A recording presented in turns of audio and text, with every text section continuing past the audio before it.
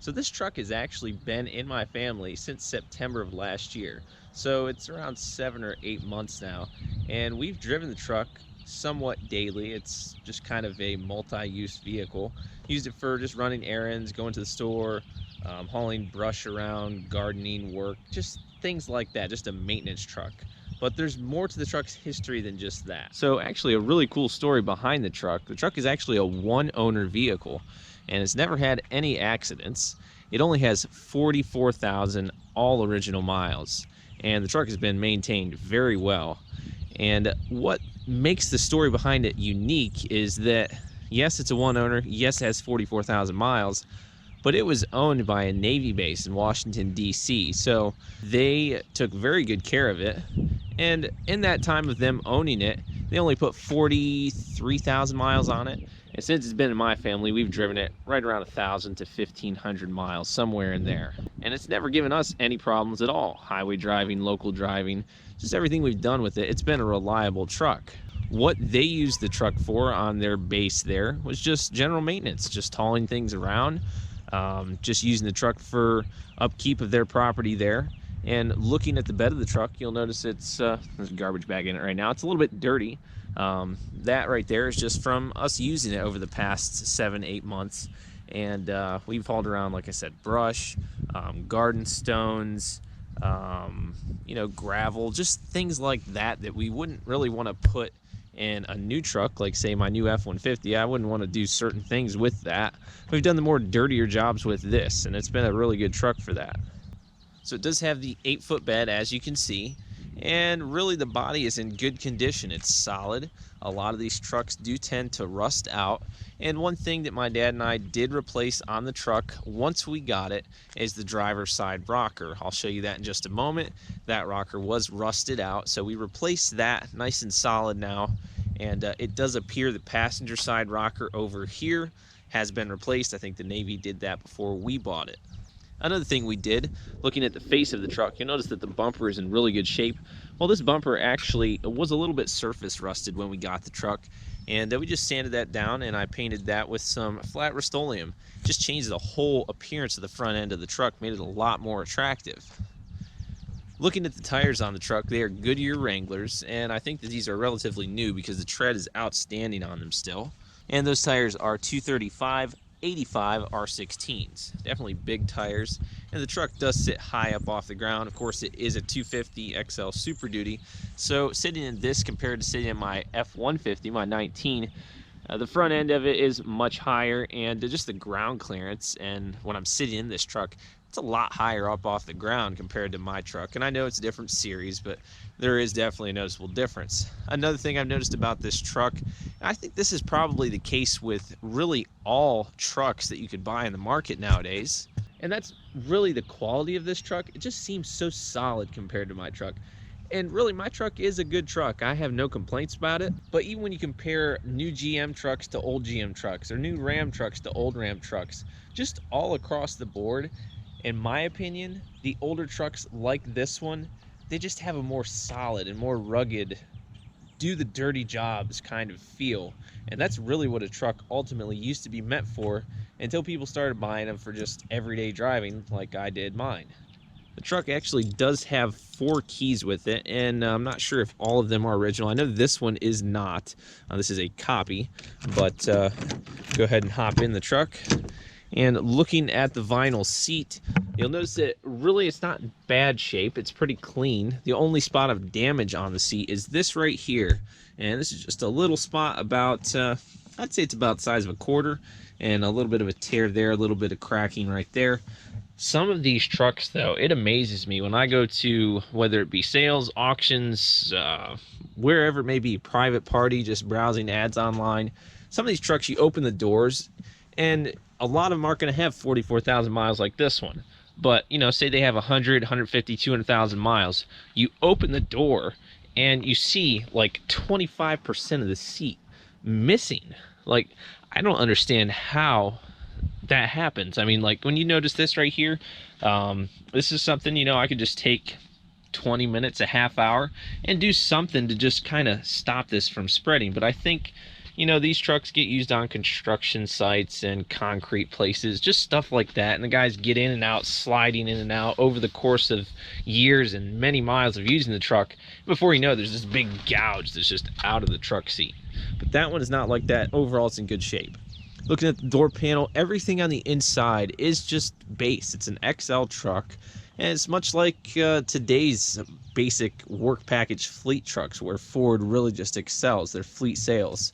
And this one right here is a manual cranks, as you can see, and it does have the manual locks. Nothing fancy here. It's just a hard plastic door panel. And you'll notice that on both of the door panels, just from being out in the sun, the top of them are a little bit faded, but they are solid. They're not brittle or anything. And that's the same case with the dashboard. The dashboard is solid. It doesn't have any cracking or anything like that. And it's just in really good shape for a truck this age. One thing I do like about the older Ford trucks, and this is not extremely old, it's just 2001, but the steering wheels, these base work package trucks, they have a steering wheel that it's just the material does not fray. My dad had a few years back, he had a 2000 Ford F-150, and had the 4.2 liter V6, and that truck had around 240,000 miles. Same exact wheel in that truck, no fraying at all. So the wheels in these trucks hold up very well. Horn works still as it should. Let's go ahead and fire it up so you guys can hear it run. And like I said, we've driven this truck somewhat daily. There have been times throughout the winter where, you know, it would sit for, say, maybe 2-3 weeks at the most. And, you know, 20s, 30s, as far as the winter weather goes, snowing or just cold and wet out. Go outside, turn the key, and it fires right up. It's never not started. And it still starts right up, just as it should. Everything on the interior of the truck as far as electronics does work. I say as far as electronics. Really the only thing electronics would be your gauge cluster, your lighting controls, interior lighting. That does work. You have your exterior, just a base turn knob for your lighting controls there. Right now the odometer is sitting at 44,020 miles, and the truck really just runs and drives great. Overdrive does have the 4-speed automatic transmission, and the transmission really does, driving down the road on the highway around town, it shifts like a new truck. It really does. And this is going to sound crazy, but the transmission of this is more predictable and more smooth. It's a lot smoother, in my opinion, than the new 10-speed in my truck. And I think that's really just a characteristic of the 10-speed, but really nice shifting transmission in this truck. I'm not going to turn the radio on. Something that's messed up with the truck, and just probably from being used over the years, is if you turn the radio on, you can see right here, the button is loose. So if you turn it on, you have a heck of a time turning it back off to start with. But the volume, if you go to turn it up, it'll turn up, but if you go to turn it down, it turns up also. So you have to actually shut the truck off and then start it back up for the radio to go off, and then you can turn it on again. So that's a little bit of a pain, but it's something that could easily be replaced just by getting the aftermarket unit, or just this unit itself as a factory unit. AC does work, and it works ice cold. Haven't had it on since we got the truck last year around the September time. The heat also works really good. These F-Series trucks have outstanding heaters. And looking over here, just under the shifter column, you'll notice this USN, United States Navy, NRL property. So that right there, I'm guessing is some kind of a barcode or ID number for the Navy. When they had the truck, I'm sure they had some sort of a fleet. That's probably the way they kept track of it. It's just a really cool little piece of history that just shows the truck's background, that the Navy owned it. That's a pretty cool feature. Now, I have only used the four-wheel drive once. Really, the winters where we are here does not snow enough to really warrant four-wheel drive, but the only time I put it in four-wheel drive was I was going back off-road, had to go up a very steep hill that was gravel, and being that the back end is just so light, it started to spin a little, so I just popped it down into 4-high, and it shifts right into 4-high really smoothly. And when I did that, it just kicked right into gear and climbed that hill absolutely no problem at all. Look at the dashboard. Like I said, it's in really good condition. It's a little bit dirty right now. It's been a little while since I've wiped it off, but it's really solid. It doesn't have any brittle or cracking spots at all. That pretty much covers the interior on this side. Now stepping out, you will notice that on each side it does have the chrome tube step running boards. And another thing here, you'll notice the rocker that my dad and I replaced. Dad just did a fantastic job of getting that rocker installed, and I'll show you the other side. I don't think the Navy really did a good job. They probably just had a maintenance guy that they have do everything installed over there. So I don't think it's as smooth and as fit and finish as this one is, but regardless, it's been replaced, so you don't have to worry about it being rusty. And just looking at the body, a lot of times these trucks, for starters, the wells will rot out, or the back corners here. A little bit of a tar spot there I got to clean off, but looking at it, you'll notice it's just really straight. Doesn't have ripples, dings, dents, anything like that. I mean, there's imperfections on the truck, scratches and stuff, but overall it's pretty solid. It does have the tow package. I'm not sure if the Navy towed with it. I know that we haven't towed with it. This back bumper is just minor surface rusting in a couple of spots, but that can just be fixed just like we fixed the front one. Just haven't taken the time to do that. And the bed of this truck is really solid, especially with this spray-in bed liner.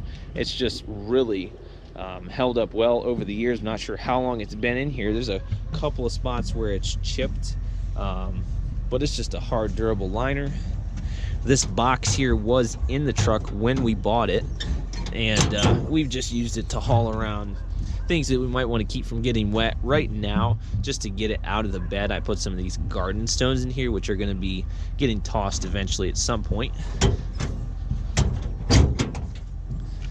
And that box is a nice little extra feature to have on the truck.